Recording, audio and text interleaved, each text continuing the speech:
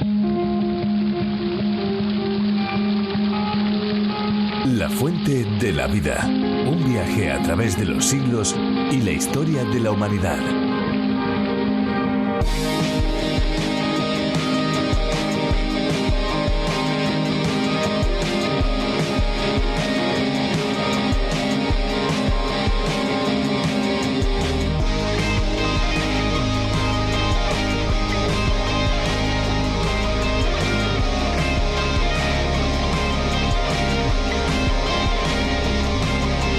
¿Cuánto tiempo se puede almacenar el agua potable?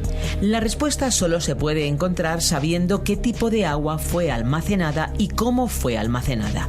Existe una diferencia entre el agua embotellada comercialmente y el agua de un suministro de agua pública que almacenamos nosotros mismos. La mayoría de las aguas embotelladas comercialmente tienen una fecha de caducidad. Incluso si no hay ninguna, la vida útil debe ser aproximadamente un año. El agua que viene del grifo, que llegó ahí de una fuente de agua municipal y es almacenada en contenedores de plástico, se debe reemplazar mucho antes.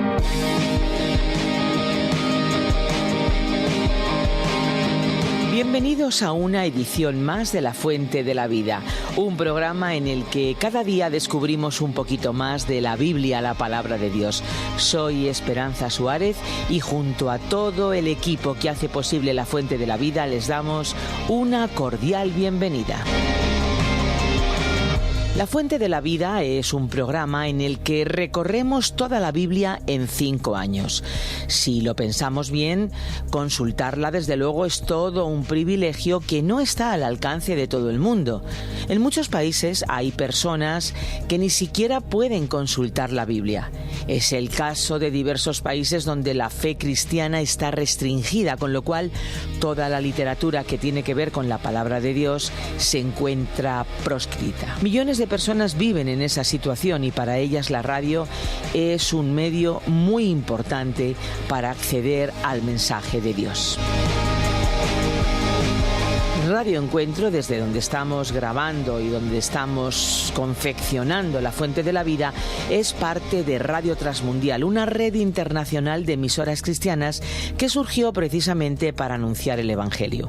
Y más concretamente, sus orígenes nos llevan a una emisora instalada en la ciudad de Tánger, en Marruecos. Desde allí se enviaban sus señales a España desde hace ya muchas décadas. Hoy en España hay más libertad para los cristianos y podemos contar incluso con un programa como La Fuente de la Vida en una versión con el acento y las expresiones del país. Aún así, contamos con oyentes de muchísimos países y estamos muy contentos por ello.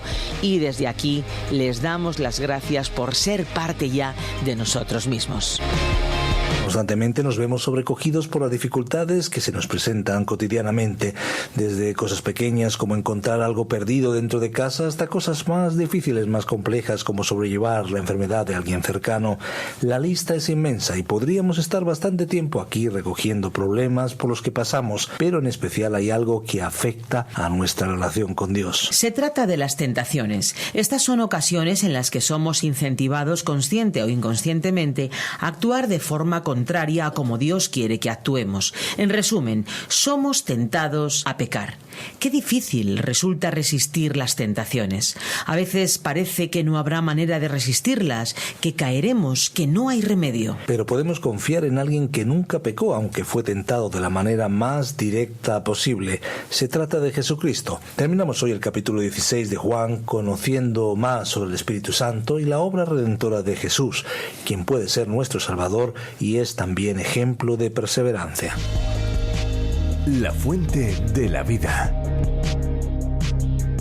Nuestro pasaje bíblico de hoy es el Evangelio de Juan, capítulo 16, versículos 8 al 33. Continuamos hoy considerando este discurso de Jesús aquí en el capítulo 16 del Evangelio según San Juan. En nuestro programa anterior llegamos hasta el versículo 7, donde Jesús les dijo a sus discípulos que era conveniente que Él se fuese. Y decíamos que podría haber varios motivos por los cuales era conveniente que Jesús se fuera. Pero mencionamos 2 en particular. Un motivo fue su propósito. Jesús vino al mundo para morir, como Él mismo dijo en el Evangelio de Marcos, capítulo 10, versículo 45. porque el Hijo del Hombre no vino para ser servido, sino para servir y para dar su vida en rescate por muchos. Ahora, cuando esto ocurrió, entonces él volvió al Padre porque había terminado la obra para la cual había sido enviado. Por este motivo era mejor que se fuera. Después mencionamos el segundo motivo y fue este. Cuando él vino a esta tierra, se hizo hombre. Dios es omnipresente, pero Jesús se limitó asumiendo un cuerpo humano. Y eso significaba, por ejemplo, que cuando él estaba en Galilea no le era posible estar en Betania a la vez. María y Marta reconocieron esto cuando dijeron que si él hubiera estado allí, su hermano Lázaro no habría muerto. Por eso les dijo que les enviaría el Espíritu Santo. El Espíritu Santo estaría en todo lugar. Está hoy aquí mismo conmigo, así como está con usted allí donde se encuentra. Jesús dijo que esto nos convenía. Enviaría al Espíritu, el Consolador, quien vendría a nosotros y estaría en nosotros. Y cuando viniese el Espíritu Santo, desempeñaría varios ministerios. Leamos los versículos 8 al 11 de este capítulo 16 de San Juan. Y cuando Él venga, convencerá al mundo de pecado, de justicia y de juicio. De pecado, por cuanto no creen en mí. De justicia, por cuanto voy al Padre y no me veréis más. Y de juicio, por cuanto el príncipe de este mundo ha sido ya juzgado. La palabra griega para convencer es elekko, que significa probar la culpabilidad. Y esta palabra, que era un término legal, se usa unas 23 veces en el relato de Platón titulado El juicio de Sócrates. Cuando el Espíritu Santo viniese, Él probaría la culpabilidad del mundo, así como un juez o un abogado fiscal produce evidencia para convencer al juez y a los miembros del jurado de la culpabilidad de un acusado. El Espíritu de Dios quiere producir evidencia en el corazón suyo y en el corazón mío, para traernos a esa convicción y a una actitud de tomar una decisión. Debe haber convicción antes de que podamos tener fe y confiar en Jesucristo. En el ministerio presente del Espíritu Santo en el mundo, convencerá al mundo de pecado. Y nuestro Señor explicó lo que eso significaba. Él dijo, de pecado por cuanto no creen en mí. Ahora, ¿cuál es el pecado más grande en todo el mundo? ¿Quiénes son los pecadores más grandes en esta era? Ya hemos visto algunos perversos, ¿verdad? Toda edad ha tenido sus hombres malvados. La condición de incredulidad es muy grave y no hay remedio si una persona rehúsa aceptar a Cristo. Si usted, estimado oyente, no confía en Él, está perdido. Es así de sencillo y de importante. Esta es una decisión que cada persona tiene que tomar. El ser humano de nuestro tiempo, quien quiera que sea, si rechaza a Jesucristo, delante de Dios es el pecador más grande. Recuerde usted que Jesús dijo en el capítulo 15, versículo 22 de este Evangelio de Juan, si yo no hubiera venido ni les hubiera hablado, no tendrían pecado, pero ahora no tienen excusa por su pecado. Estimado oyente, todos los que han escuchado el Evangelio son responsables de su decisión en cuanto a Jesucristo. Rechazar a Jesucristo es un pecado. En segundo lugar, dijo el Señor que el Espíritu Santo convencerá al mundo de justicia. En la carta a los Romanos, capítulo 4, versículo 25, el apóstol Pablo dijo que Jesucristo fue entregado por nuestras transgresiones y resucitado para nuestra justificación. Jesucristo volvió al Padre porque había terminado su obra aquí. Cuando murió en la cruz, murió una muerte de juicio. Llevó mi culpa y la culpa suya y murió en nuestro lugar. Fue entregado por nuestra transgresión, pero fue levantado para nuestra justificación.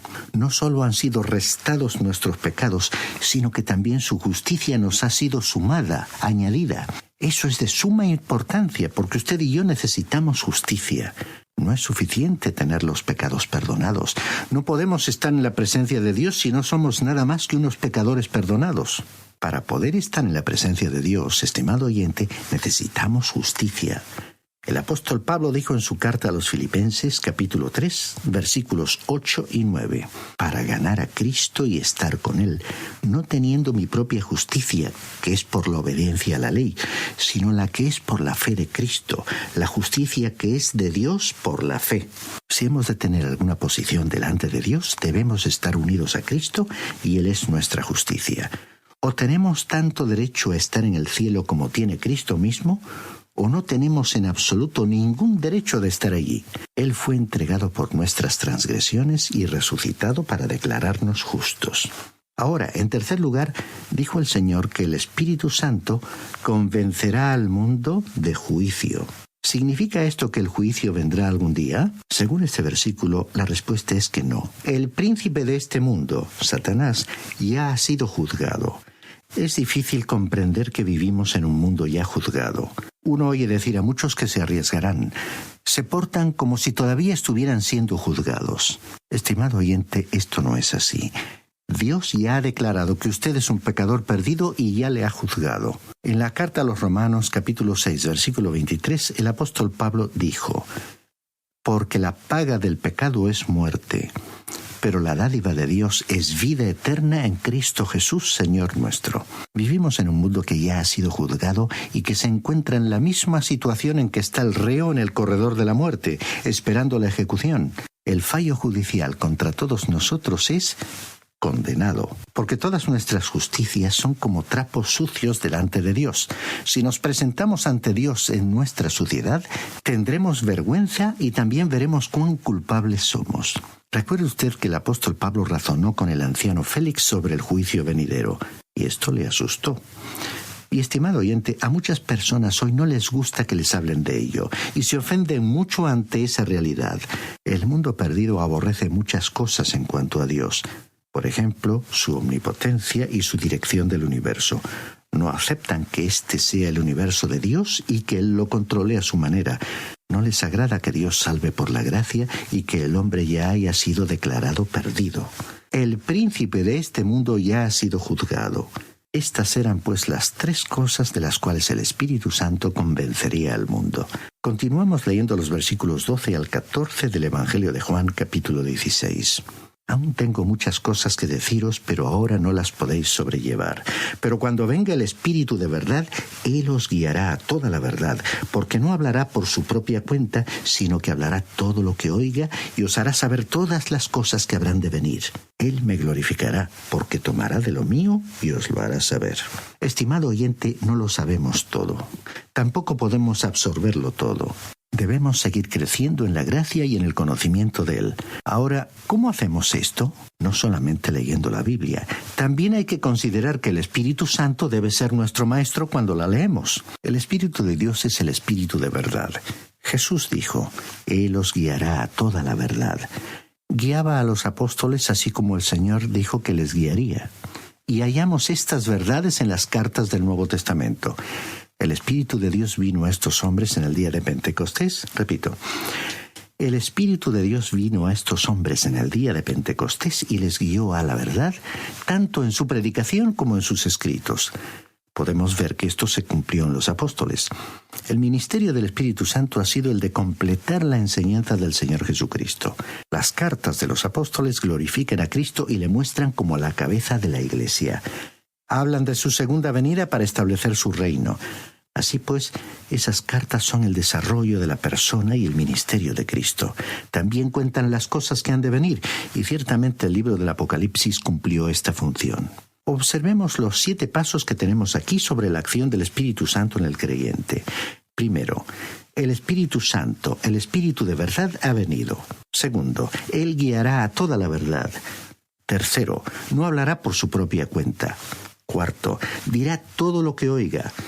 Quinto, hará saber las cosas que van a suceder. Sexto, dará la gloria y la honra a Jesús. Y séptimo, recibirá lo que es de Cristo y lo dará a conocer. Ya que se nos han expuesto estos pasos que resumen la obra del Espíritu Santo, tenemos una manera de poner a prueba lo que oímos y leemos. Él nos guiará a toda la verdad mediante la palabra de Dios. Jesús dijo que el Espíritu Santo no hablaría por su propia cuenta. Ahora, alguien podría preguntar: ¿cómo se sabe cuando el Espíritu Santo está actuando en una situación determinada? Bien, el Espíritu Santo está obrando cuando se está dando a Cristo la gloria y la honra. Estimado oyente, si usted asiste a una reunión o a una sesión de estudio bíblico y usted, espiritualmente hablando, siente la presencia del Señor Jesucristo y Él hace que ésta sea una experiencia real de su maravillosa persona, entonces se trata de la acción del Espíritu Santo. Por eso Jesús dijo: «Él me honrará y glorificará». Pasemos ahora al versículo 15 de este capítulo 16 de San Juan. «Todo lo que el Padre tiene es mío. Por eso dije que tomará de lo mío y os lo hará saber». Una vez más, el Señor Jesús se presentó como igual a Dios. Lo que tiene el Padre, Jesús lo tiene. Al decir, recibirá de lo que es mío, quiere decir que tomará las cosas de Dios y nos las revelará. Solo Él puede hacer eso. El apóstol Pablo dijo en su primera carta a los Corintios, capítulo 2, versículos 9 y 10. Cosas que ojo no vio, ni oído oyó, ni han subido en corazón de hombre, son las que Dios ha preparado para los que le aman. Pero Dios nos las reveló a nosotros por el Espíritu. Estimado oyente, el Espíritu es el que escudriña lo profundo de Dios y solo Él nos lo puede revelar. Lo que el Padre tiene, el Hijo tiene. Pero es el Espíritu el que tomará estas cosas y nos las revelará. Ahora el versículo 10 dice, todavía un poco y no me veréis, y de nuevo un poco y me veréis, porque yo voy al Padre.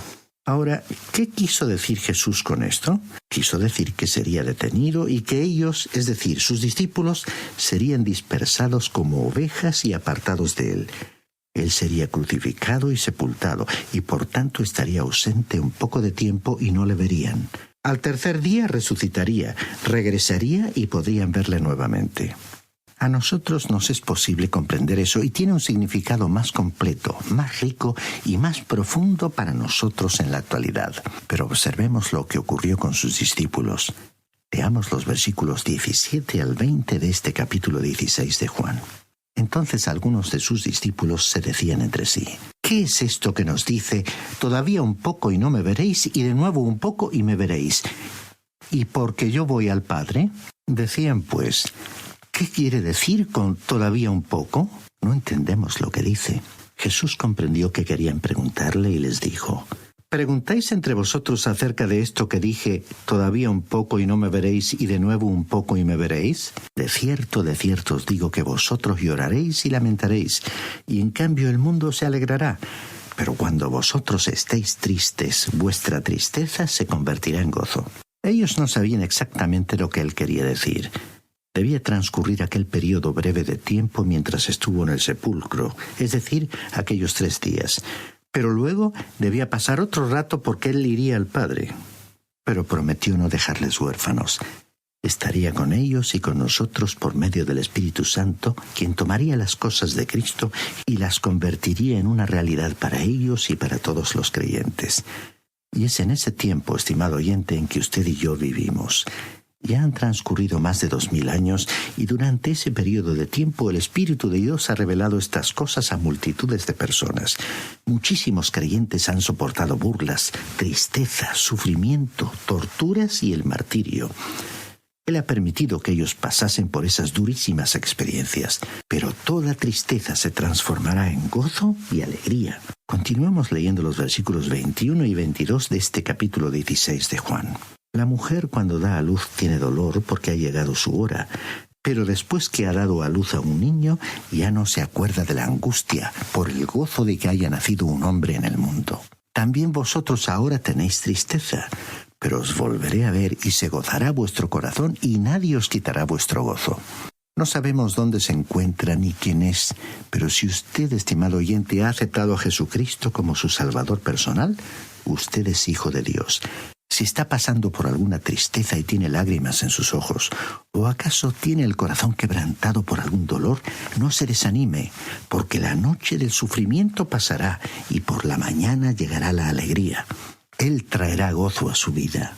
Creemos que cuando lleguemos a su presencia y reflexionemos sobre esta vida, si acaso fuese posible tener algún remordimiento, será porque por no habernos declarado a favor de Él no sufrimos más por Él. Y la alegría por estar en su presencia será mucho mayor que cualquier tristeza que suframos aquí. Continuemos ahora con los versículos 23 y 24 de este capítulo 16 de San Juan. En aquel día no me preguntaréis nada. De cierto os digo que todo cuanto pidáis al Padre en mi nombre os lo dará. Hasta ahora nada habéis pedido en mi nombre. Pedid y recibiréis para que vuestro gozo sea completo. Esta fue la tercera vez que Jesús habló en cuanto al orar en su nombre. Ya hemos visto lo que significa permanecer en Él y obedecerle. Al orar no se puede simplemente pronunciar su nombre de forma rutinaria al fin de una petición y esperar recibir lo que se pide. Esa no era la actitud que se desprendía de sus palabras. Recuerde que estos discípulos nunca habían orado al Padre en el nombre de Jesús. Usted y yo hoy en día debemos orar a Dios el Padre en el nombre de Jesús. Quizás alguien preguntará si no podemos orar a Jesús directamente. Creemos que está bien si es que quiere orar a Él. Pero, ¿por qué se priva usted de un intercesor? Él está allí a la derecha de Dios orando por usted. Es por eso que debemos orar al Padre en el nombre de Jesús. Leamos ahora los versículos 25 al 27. Estas cosas os he hablado en alegorías. La hora viene cuando ya no os hablaré en alegorías, sino que claramente os anunciaré acerca del Padre. En aquel día pediréis en mi nombre, y no os digo que yo rogaré al Padre por vosotros, pues el Padre mismo os ama, porque vosotros me habéis amado y habéis creído que yo salí de Dios. Dice aquí, la hora viene. Ya se acercaba la crucifixión, la hora de la redención para la cual Él había entrado en el mundo. Después de pasar aquella hora, orarían al Padre en el nombre de Jesús. Y Jesús estaba tratando de enseñarles que el Padre no ejercía una autoridad áspera, dura, poco dispuesta a contestar la oración. En realidad estaba diciendo, si creéis que me es necesario pedir al Padre que sea bondadoso y generoso con vosotros, estáis equivocados, porque el Padre mismo os ama. No es necesario que yo le pida que os ame. Ya os ama. No es difícil llevarse bien con el Padre. Os ama y es por ese motivo que contestará la oración que le dirijáis en mi nombre. Dios quiere oír y contestar nuestras oraciones, pero éstas deben brotar de un corazón que ama a Cristo y está en una relación de comunión y compañerismo con Él, y en una actitud de obediencia. Continuemos ahora con el versículo 28. Salí del Padre y he venido al mundo. Otra vez dejo el mundo y regreso al Padre. Generalmente se considera al Evangelio de Juan capítulo 20, versículos 30 y 31 como los versículos claves de este libro. Pero junto a ese pasaje me agradaría colocar este versículo que acabamos de leer. El Hijo Eterno vino a la tierra con un solo propósito, redimir a los seres humanos. Cuando su misión se realizó, volvió al Padre. Este es el movimiento de la acción en el Evangelio de Juan. El escritor ha dado una descripción triste y dramática acerca de la persecución venidera, pero concluyó el capítulo con victoria, y la victoria de Él es nuestra victoria. Este versículo es más grande que Belén, es más ancho que el espacio, se proyecta hasta la eternidad, va más allá de los límites del espacio hacia el mismo trono de Dios. Vino desde la eternidad y volvió a la eternidad. Leamos ahora los versículos 29 y 30 de este capítulo 16 de Juan. Le dijeron sus discípulos, ahora hablas claramente y ninguna alegoría dices. Ahora entendemos que sabes todas las cosas y no necesitas que nadie te pregunte. Por eso creemos que has salido de Dios. Debemos comprender claramente que el Señor Jesús era Dios manifestado en la carne. Los discípulos llegaron entonces al punto del convencimiento. Estaban convencidos de los hechos. Vieron que Él había venido del Padre y que había venido al mundo. Él era el Mesías, era el Salvador que alegaba ser. Todavía no comprendían el trance amargo de la muerte por la cual debía pasar, y luego la puerta de la resurrección y de la ascensión para volver a la gloria del Padre. Todavía no lo comprendían, pero en realidad, estimado oyente, ¿hasta qué punto lo comprendemos nosotros después de 2000 años? Leamos ahora los versículos finales, los versículos 31 y 32. Jesús les respondió, ¿ahora creéis? La hora viene y ha venido ya en que seréis esparcidos cada uno por su lado y me dejaréis solo. Pero no estoy solo, porque el Padre está conmigo. Se acercaba la hora en que todos estos hombres se dispersarían, le abandonarían, pero aún así Él no estaba solo, porque el Padre, dijo Él, está conmigo. Este es uno de los grandes misterios. Dios estaba en Cristo reconciliando consigo al mundo, como dijo el apóstol Pablo en su segunda carta a los Corintios, capítulo 5 y versículo 19.